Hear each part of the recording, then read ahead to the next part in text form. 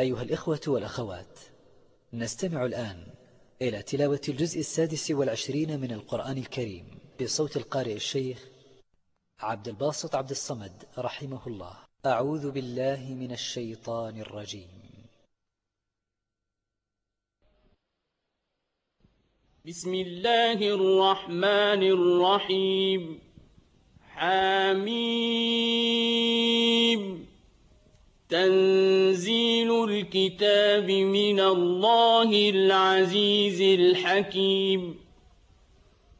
ما خلقنا السماوات والأرض وما بينهما إلا بالحق وأجل مسمى، والذين كفروا عما أنذروا معرضون. قل أرأيتم ما تدعون من دون الله أروني ماذا خلقوا من الأرض أم لهم شرك في السماوات؟ ائتوني بكتاب من قبل هذا أو أثارة من علم إن كنتم صادقين. ومن أضل ممن يدعو من دون الله من لا يستجيب له إلى يوم القيامة وهم عن دعائهم غافلون. وإذا حشر الناس كانوا لهم أعداء وكانوا بعبادتهم كافرين. وإذا تتلى عليهم آياتنا بينات قال الذين كفروا للحق لما جاءهم هذا سحر مبين. أم يقولون افتراه؟ قل إن افتريته فلا تملكون لي من الله شيئا، هو أعلم بما تفيضون فيه، كفى به شهيدا بيني وبينكم وهو الغفور الرحيم. قل ما كنت بدعا من الرسل وما أدري ما يفعل بي ولا بكم، إن أتبع إلا ما يوحى إلي وما أنا إلا نذير مبين. قل أرأيتم إن كان من عند الله وكفرتم به وشهد شاهد من بني إسرائيل على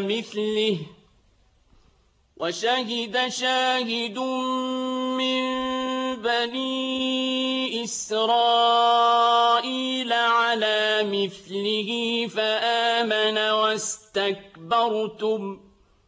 إن الله لا يهدي القوم الظالمين.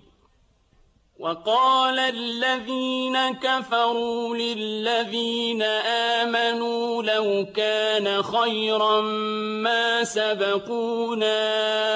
إليه، وإذ لم يهتدوا به فسيقولون هذا إفك قديم. ومن قبله كتاب موسى إماما ورحمة وهذا كتاب مصدق لسانا عربيا لينذر الذين ظلموا وبشرى للمحسنين إن الذين قالوا ربنا الله ثم استقاموا فلا خوف عليهم ولا هم يحزنون أولئك أصحاب الجنة خالدين فيها جزاء بما كانوا يعملون ووصينا الإنسان بوالديه إحسانا حملته أمه كرها ووضعته كرها وحمله وفصاله 30 شهرا حتى إذا بلغ أشده وبلغ 40 سنة قال رب أوزعني أن أشكر نعمتك التي أنعمت علي وعلى والدي قال رب أوزعني أن أشكر نعمتك التي أنعمت علي وعلى والدي وأن أعمل صالحا ترضاه وأصلح لي في ذريتي إني تبت إليك وإني من المسلمين أولئك الذين نتقبل عنهم أحسن ما عملوا ونتجاوز عن سيئاتهم في أصحاب الجنة وعد الصدق الذي كانوا يوعدون والذي قال لوالديه أف لكما أتعدانني أن أخرج وقد خلت القرون من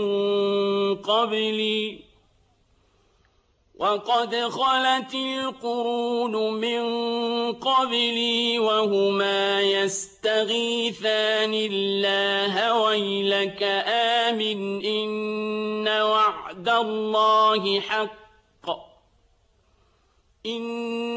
وعد الله حق فيقول ما هذا إلا أساطير الأولين أولئك الذين حق عليهم القول في قد خلت من قبلهم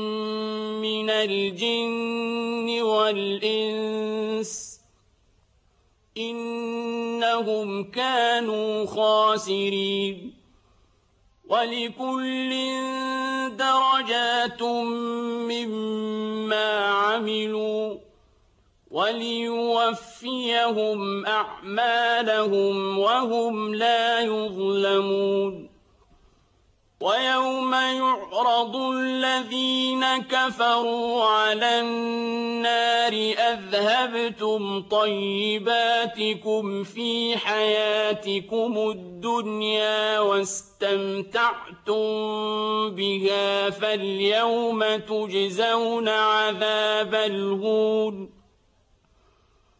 فاليوم تجزون عذاب الهون بما كنتم تستكبرون في الأرض بغير الحق وبما كنتم تفسقون واذكر أخا عاد إذ أنذر قومه بالأحقاف الأحقاف وقد خلت النذر من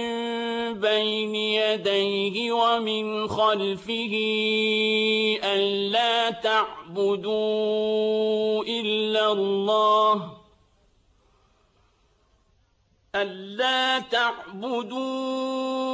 إلا الله إني أخاف عليكم عذاب يوم عظيم قالوا أجئتنا لتأفكنا عن آلهتنا فأتنا بما تعدنا إن كنت من الصادقين قال إنما العلم عند الله وأبلغكم ما أرسلت به ولكني أراكم قوما تجهلون فلما رأوه عارضا مستقبل أوديتهم قالوا هذا عارض ممطرنا بل هو ما استعجلتم به ريح فيها عذاب أليم تدمر كل شيء بأمر ربها فأصبحوا لا يرى إلا مساكنهم كذلك نجزي القوم المجرمين ولقد مكناهم في ماء مكناكم فيه وجعلنا لهم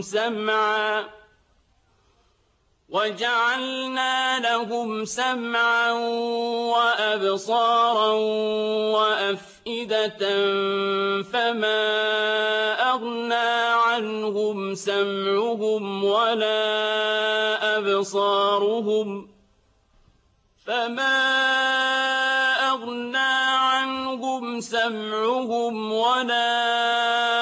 أبصارهم ولا أفئدتهم من شيء إذ كانوا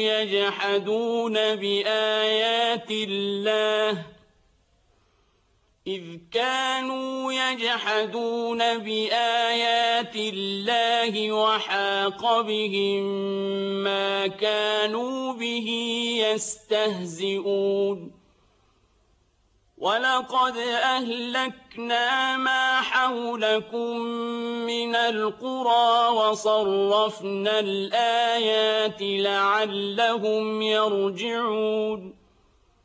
فلولا نصرهم الذين اتخذوا من دون الله قربانا آلهة بل ضلوا عنهم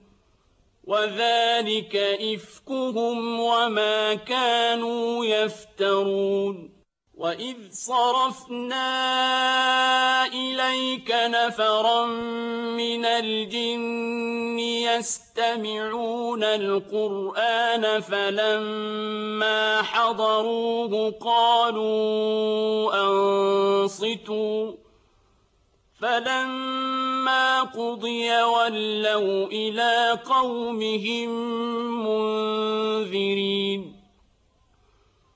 قالوا يا قومنا إنا سمعنا كتابا أنزل من بعد موسى مصدقا لما بين يديه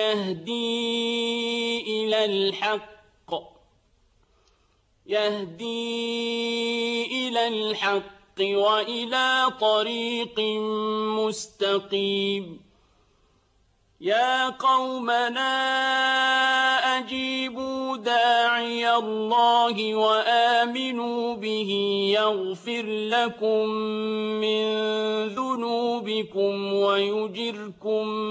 من عذاب أليم ومن لا يجب داعي الله فليس بمعجز في الأرض وليس له من دونه أولياء أولئك في ضلال مبين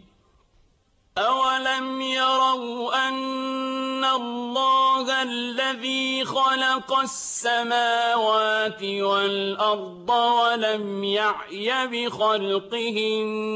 بقادر على أن يحيي الموتى بلى إنه على كل شيء قدير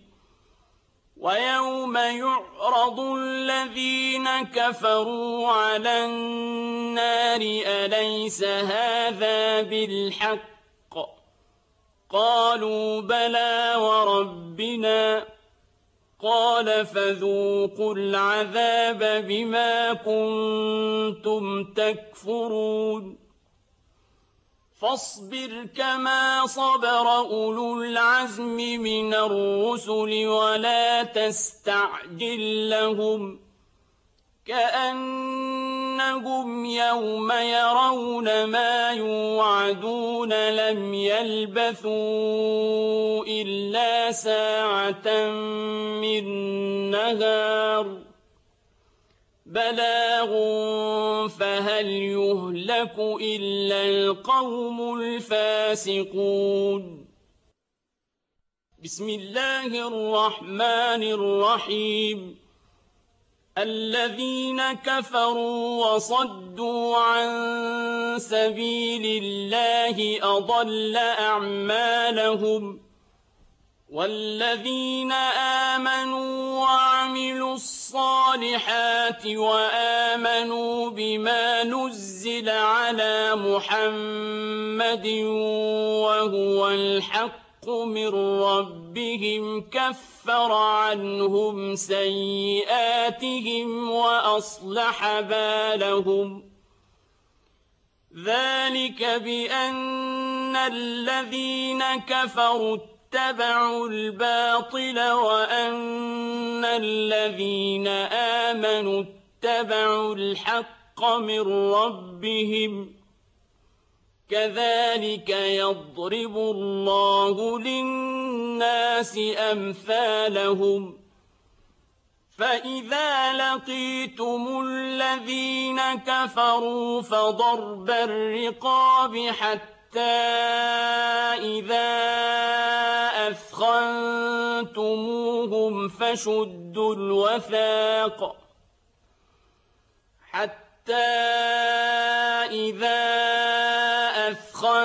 أثخنتموهم فشدوا الوثاق فإما منا بعد وإما فداء حتى تضع الحرب أوزارها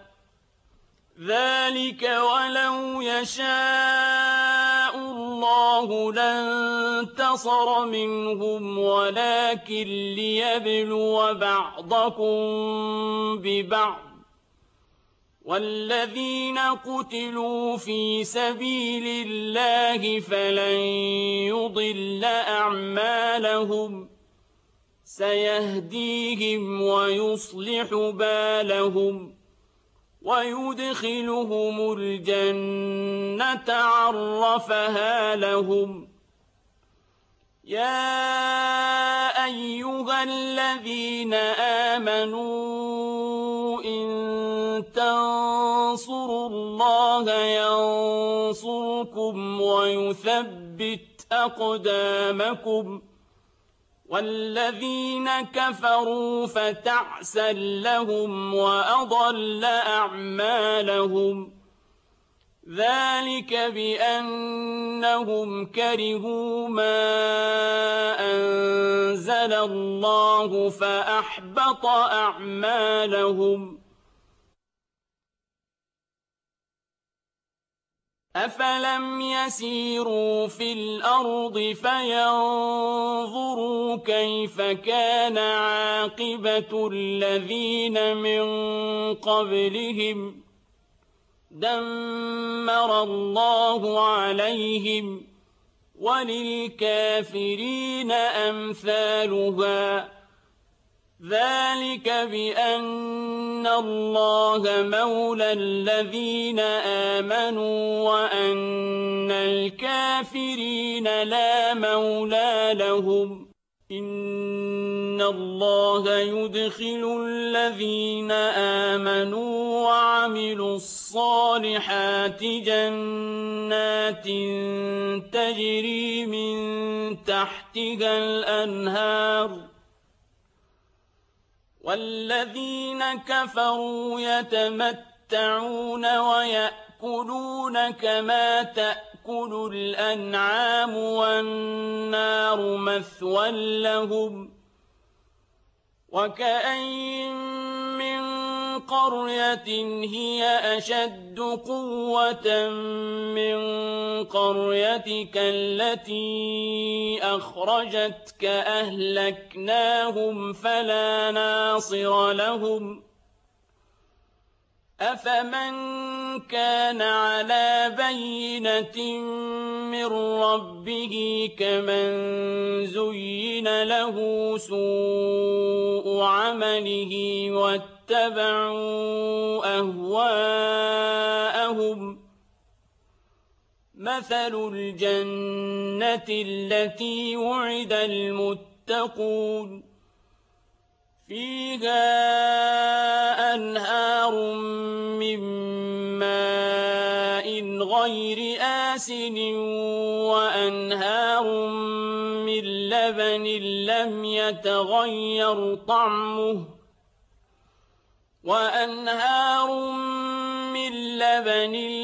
يتغير طعمه وأنهار من خمر لذة للشاربين وأنهار من عسل مصفى ولهم فيها من كل الثمرات ومغفرة من ربهم كمن هو خالد في النار وسقوا ماء حميما فقطع أمعاءهم ومنهم من يستمع إليك حتى إذا خرجوا من عندك قالوا للذين أوتوا العلم ماذا قال آنفا أولئك الذين طبع الله على قلوبهم واتبعوا أهواءهم والذين اهتدوا زادهم هدى وآتاهم تقواهم فهل ينظرون إلا الساعة أن تأتيهم بغتة فقد جاء أشراطها فأنى لهم إذا جاءتهم ذكراهم فاعلم أنه لا إله إلا الله واستغفر لذنبك وللمؤمنين والمؤمنات والله يعلم متقلبكم ومثواكم ويقول الذين آمنوا لولا نزلت سورة فإذا أنزلت سورة محكمة وذكر فيها القتال رأيت الذين في قلوبهم مرض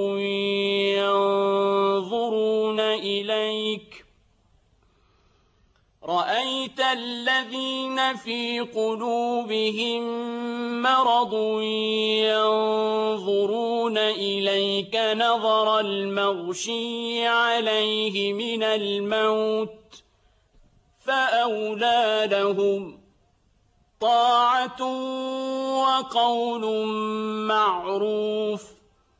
فإذا عزم الأمر فلو صدقوا الله لكان خيرا لهم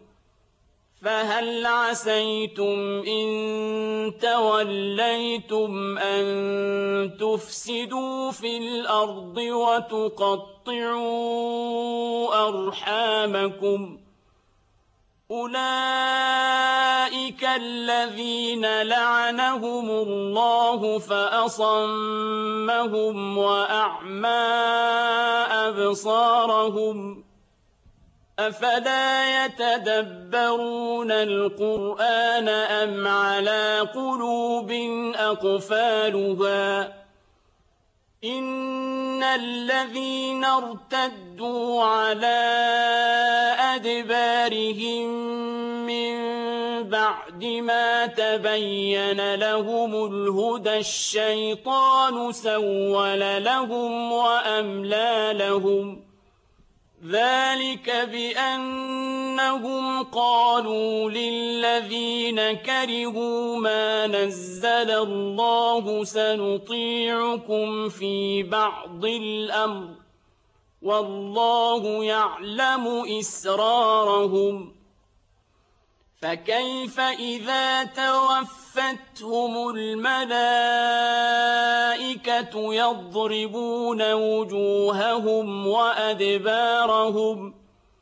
ذلك بأنهم اتبعوا ما أسخط الله وكرهوا رضوانه فأحبط أعمالهم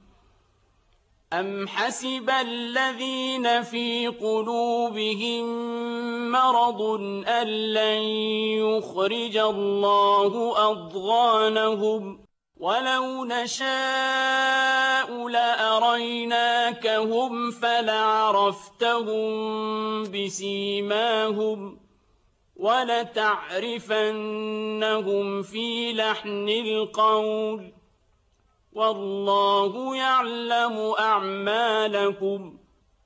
ولنبلونكم حتى نعلم المجاهدين منكم والصابرين ونبلو أخباركم إن الذين كفروا وصدوا عن سبيل الله وشاقوا الرسول من بعد ما تبين لهم الهدى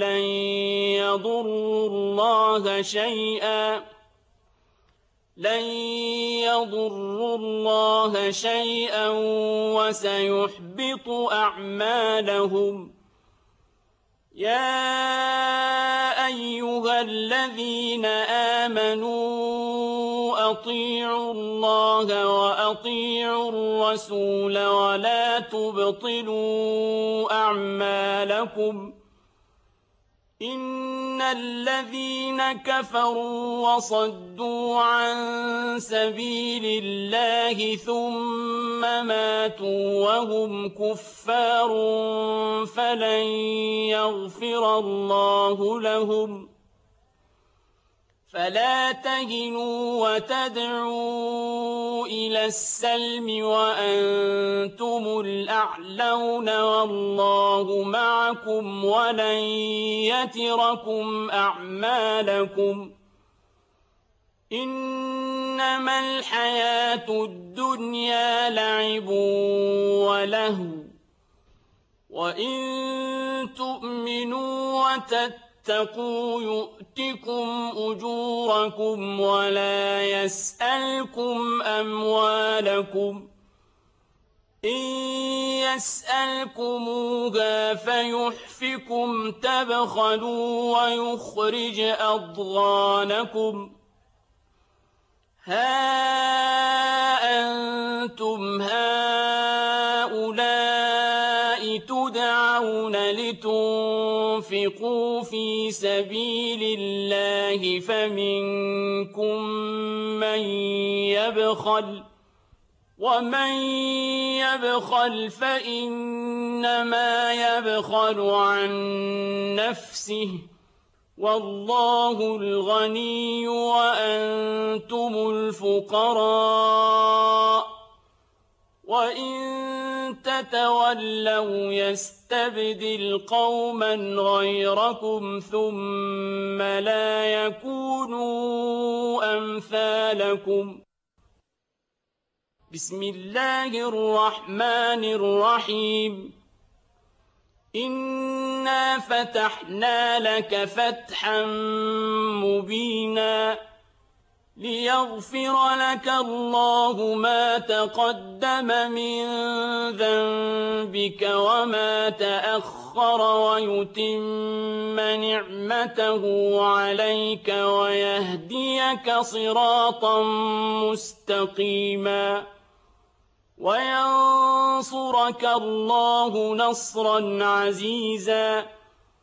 هو الذي أنزل السكينة في قلوب المؤمنين ليزدادوا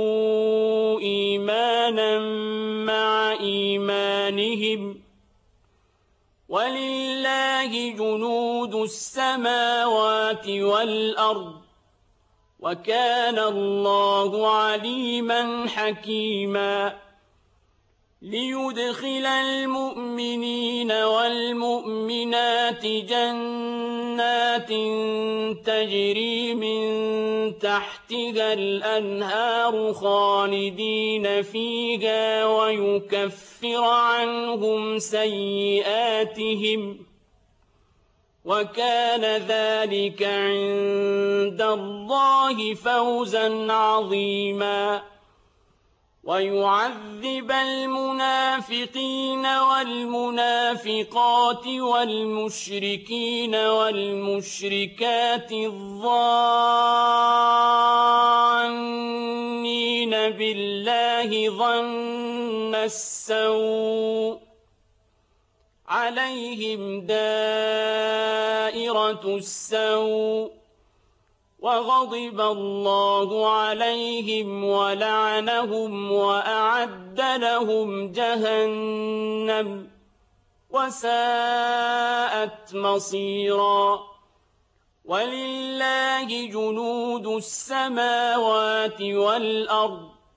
وكان الله عزيزا حكيما إنا أرسلناك شاهدا ومبشرا ونذيرا لتؤمنوا بالله ورسوله وتعزروه وتوقروه وتسبحوه بكرة وأصيلا إن الذين يبايعونك إنما يبايعون الله يد الله فوق أيديهم فمن نكث فإنما ينكث على نفسه ومن أوفى بما عاهد عليه الله فسيؤتيه أجرا عظيما سيقول لك المخلفون من الأعراب شغلتنا أموالنا وأهلنا فاستغفر لنا يقولون بألسنتهم ما ليس في قلوبهم قل فمن يملك لكم من الله شيئا إن أراد بكم ضرا أو أراد بكم نفعا بل كان الله بما تعملون خبيرا بل ظننتم أن لن ينقلب الرسول والمؤمنون إلى أهليهم أبدا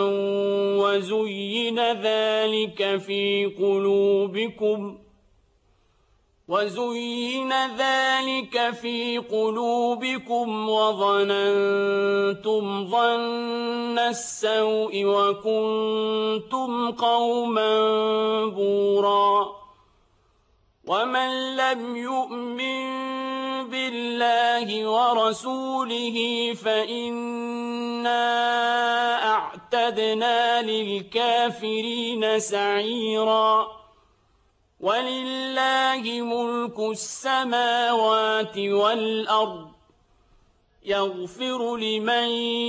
يشاء ويعذب من يشاء وكان الله غفورا رحيما سيقول المخلفون إذا انطلقتم إلى مغانم لتأخذوها ذرونا نتبعكم يريدون أن يبدلوا كلام الله قل لن تتبعونا كذلكم قال الله من قبل فسيقولون بل تحسدوننا بل كانوا لا يفقهون إلا قليلا قل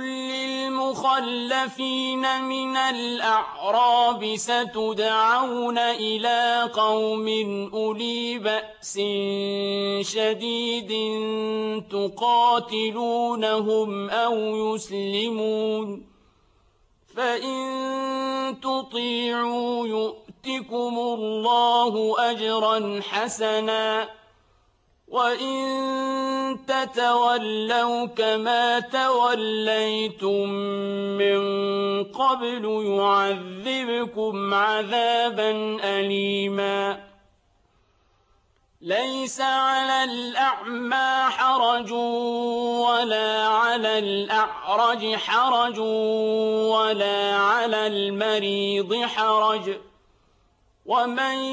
يطع الله ورسوله يدخله جنات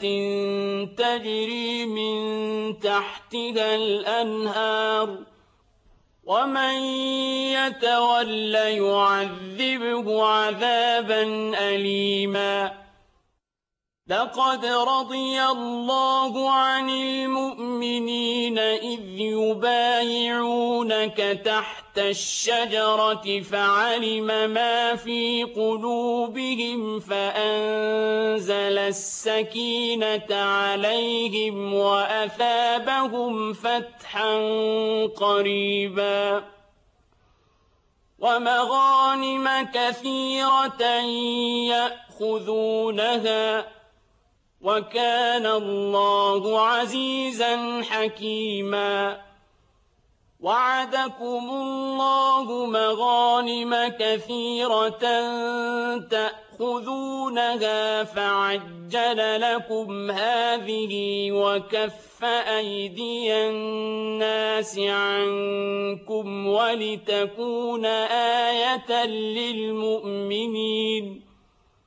ولتكون آية للمؤمنين ويهديكم صراطا مستقيما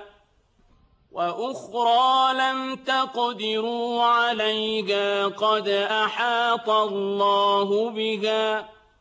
وكان الله على كل شيء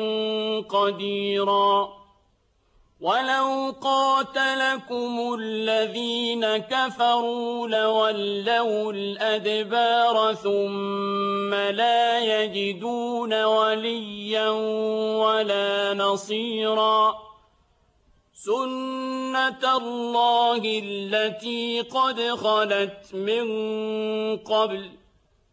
ولن تجد لسنة الله تبديلا وهو الذي كف أيديهم عنكم وأيديكم عنهم ببطن مكة من بعد أن أظفركم عليهم وكان الله بما تعملون بصيرا هم الذين كفروا وصدوكم عن المسجد الحرام والهدي معكوفا أن يبلغ محله ولولا رجال مؤمنون ونساء مؤمنات لم تعلموهم أن تطؤوهم فتصيبكم منهم معرة بغير علم ليدخل الله في رحمته من يشاء لو تزيلوا لعذبنا الذين كفروا منهم عذابا أليما إذ جعل الذين كفروا في قلوبهم الحمية حمية الجاهلية فأنزل الله سكينته على رسوله وعلى المؤمنين وألزمهم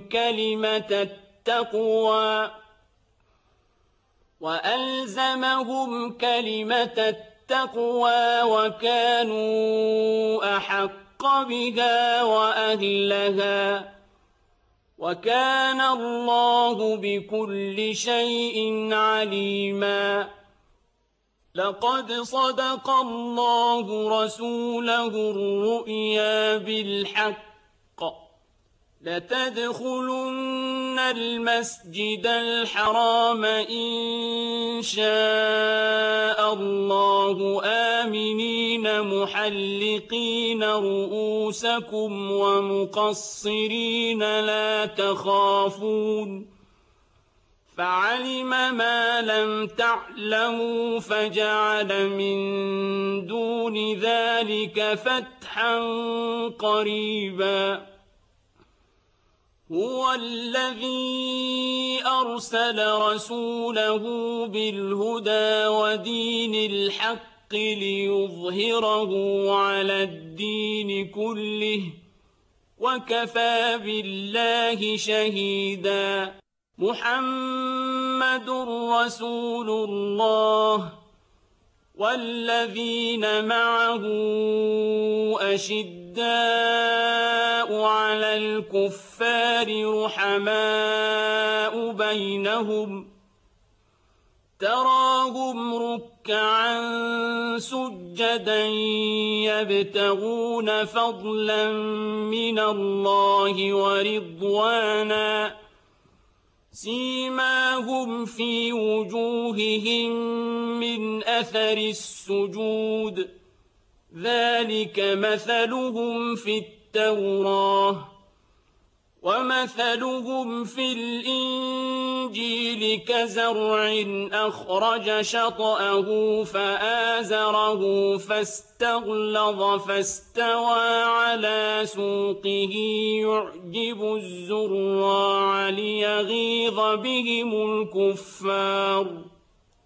وعد الله الذين آمنوا وعملوا الصالحات منهم مغفرة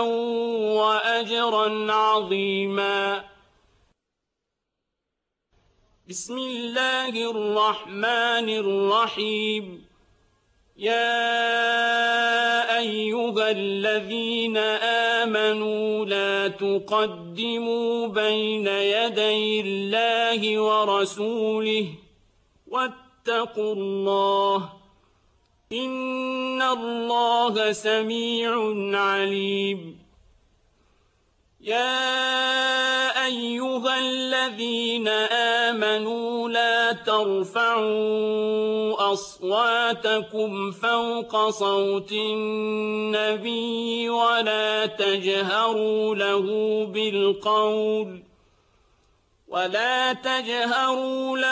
بالقول كجهر بعضكم لبعض أن تحبط أعمالكم وأنتم لا تشعرون إن الذين يغضون أصواتهم عند رسول الله أولئك الذين امتحن الله قلوبهم للتقوى لهم مغفرة وأجر عظيم إن الذين ينادونك من وراء الحجرات أكثرهم لا يعقلون ولو أنهم صبروا حتى تخرج إليهم لكان خيرا لهم والله غفور رحيم يا أيها الذين آمنوا إن جاءكم فاسق بنبأ فتبينوا أن تصيبوا قوما بجهالة فتصبحوا على ما فعلتم نادمين واعلموا أن فيكم رسول الله لو يطيعكم في كثير من الأمر لعنتم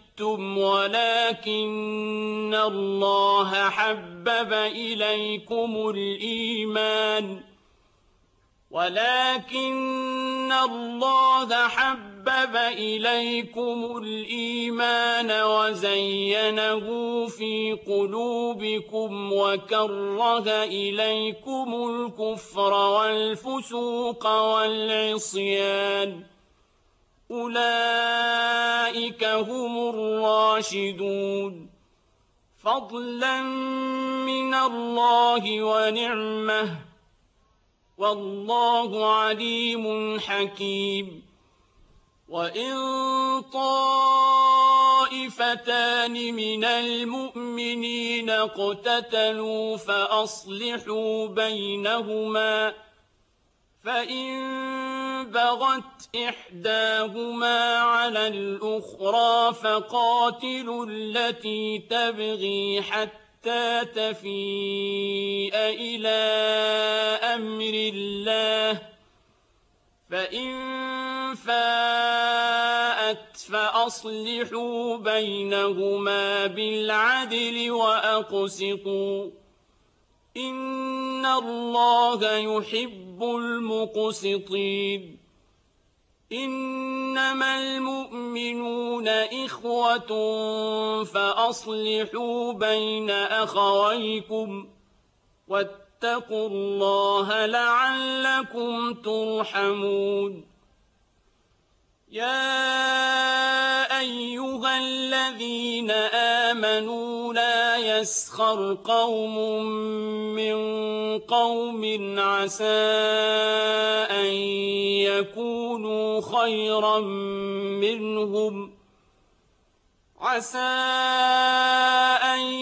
يكونوا خيرا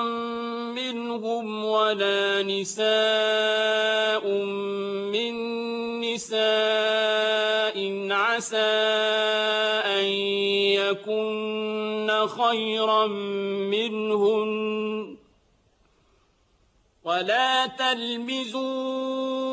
أنفسكم ولا تنابزوا بالألقاب بئس الاسم الفسوق بعد الإيمان ومن لم يتب فأولئك هم الظالمون يا أيها الذين آمنوا اجتنبوا كثيرا من الظن إن بعض الظن إثم ولا تجسسوا ولا يغتب بعضكم بعضا أيحب أحدكم أن يأكل لحم أخيه ميتا فكرهتموه واتقوا الله إن الله تواب رحيم يا أيها الناس إنا خلقناكم من ذكر وأنثى وجعلناكم شعوبا وقبائل لتعارفوا إن أكرمكم عند الله أتقاكم إن الله عليم خبير قالت الأعراب آمنا قل لم تؤمنوا ولكن قولوا أسلمنا ولما يدخل الإيمان في قلوبكم وإن تطيعوا الله ورسوله لا يلتكم من أعمالكم شيئا إن الله غفور رحيم إنما المؤمنون الذين آمنوا بالله ورسوله ثم لم يرتابوا وجاهدوا بأموالهم وأنفسهم في سبيل الله أولئك هم الصادقون قل أتعلمون الله بدينكم والله يعلم ما في السماوات وما في الأرض والله بكل شيء عليم يمنون عليك أن أسلموا قل لا تمنوا علي إسلامكم بل الله يمن عليكم أن هداكم للإيمان إن كنتم صادقين إن الله يعلم غيب السماوات والأرض والله بصير بما تعملون بسم الله الرحمن الرحيم قاف والقرآن المجيد بل عجبوا أن جاءهم منذر منهم فقال الكافرون هذا شيء عجيب أإذا متنا وكنا ترابا ذلك رجع بعيد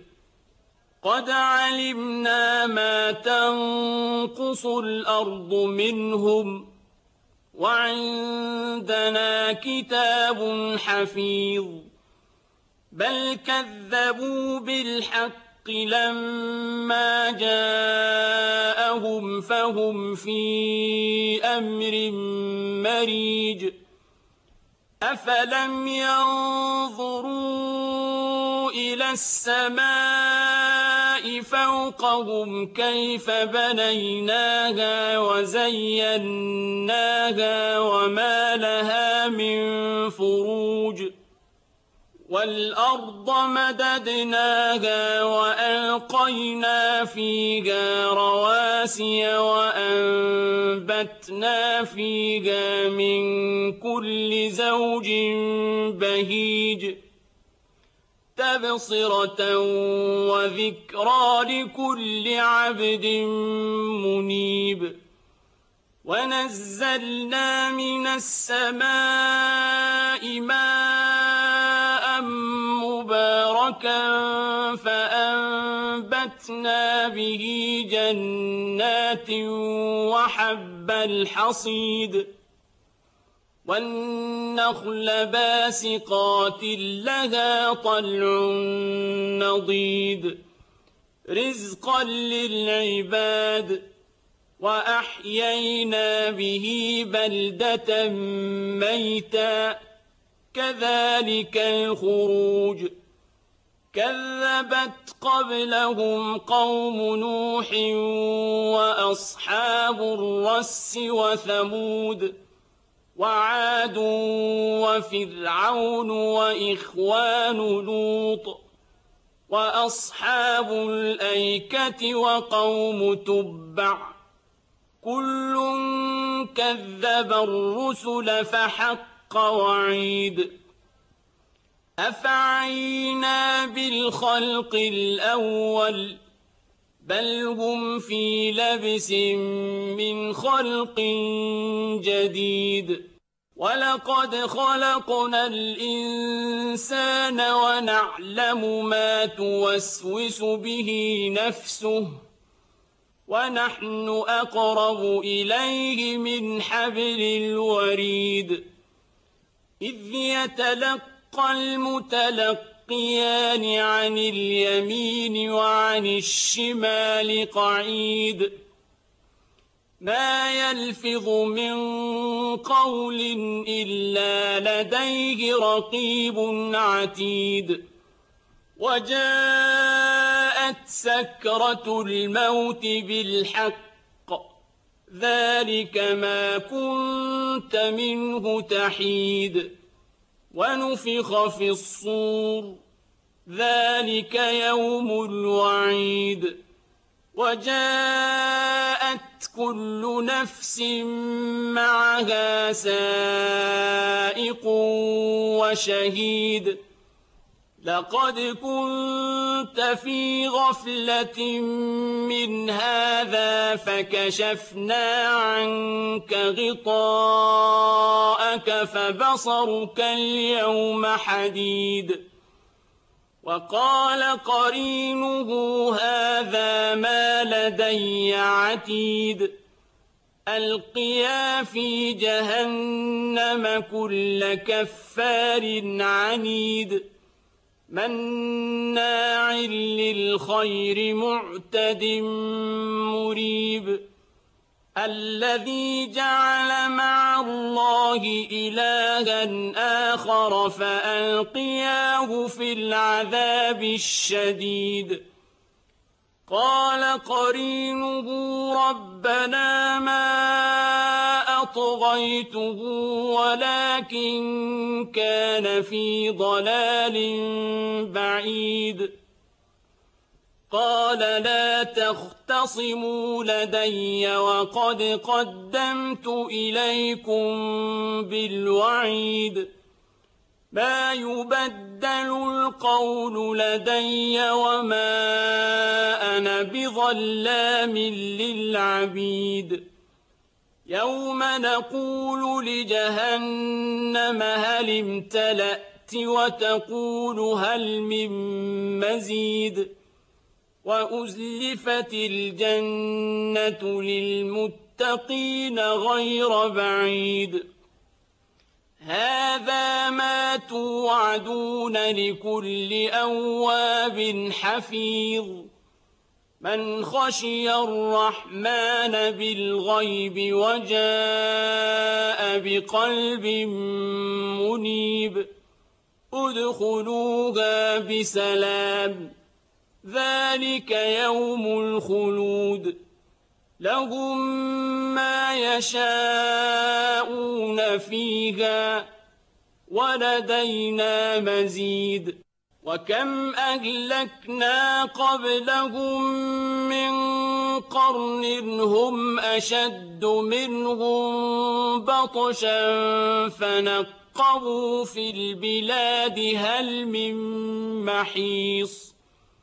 إن في ذلك لذكرى لمن كان له قلب أو ألقى السمع وهو شهيد ولقد خلقنا السماوات والأرض وما بينهما في 6 أيام وما مسنا من لغوب فاصبر على ما يقولون وسبح بحمد ربك قبل طلوع الشمس وقبل الغروب ومن الليل فسبحه وأدبار السجود واستمع يوم ينادي المناد من مكان قريب يوم يسمعون الصيحة بالحق ذلك يوم الخروج إنا نحن نحيي ونميت وإلينا المصير يوم تشقق الأرض عنهم سراعا ذلك حشر علينا يسير نحن أعلم بما يقولون وما أنت عليهم بجبار فذكر بالقرآن من يخاف وعيد بسم الله الرحمن الرحيم والذاريات ذروا فالحاملات وقرا فالجاريات يسرا فالمقسمات أمرا إنما توعدون لصادق وإن الدين لواقع والسماء ذات الحبك إنكم لفي قول مختلف يؤفك عنه من أفك قتل الخراصون الذين هم في غمرة ساهون يسألون أيان يوم الدين يوم هم على النار يفتنون ذوقوا فتنتكم هذا الذي كنتم به تستعجلون إن المتقين في جنات وعيون آخذين ما آتاهم ربهم إنهم كانوا قبل ذلك محسنين كانوا قليلا من الليل ما يهجعون وبالأسحار هم يستغفرون وفي أموالهم حق للسائل والمحروم وفي الأرض آيات للموقنين وفي أنفسكم أفلا تبصرون وفي السماء رزقكم وما توعدون فورب السماء والأرض إنه لحق مثل ما أنكم تنطقون هل أتاك حديث ضيف إبراهيم المكرمين إذ دخلوا عليه فقالوا سلاما قال سلام قوم منكرون فراغ إلى أهله فجاء بعجل سمين فقربه إليهم قال ألا تأكلون فأوجس منهم خيفة قالوا لا تخف وبشروه بغلام عليم فأقبلت امرأته في صرة فصكت وجهها وقالت عجوز عقيم قالوا كذلك قال ربك إنه هو الحكيم العليم. أيها الإخوة والأخوات، وهكذا انتهت تلاوة الجزء المخصص لهذا اليوم ضمن المصحف الكامل للقارئ الشيخ عبد الباسط عبد الصمد رحمه الله.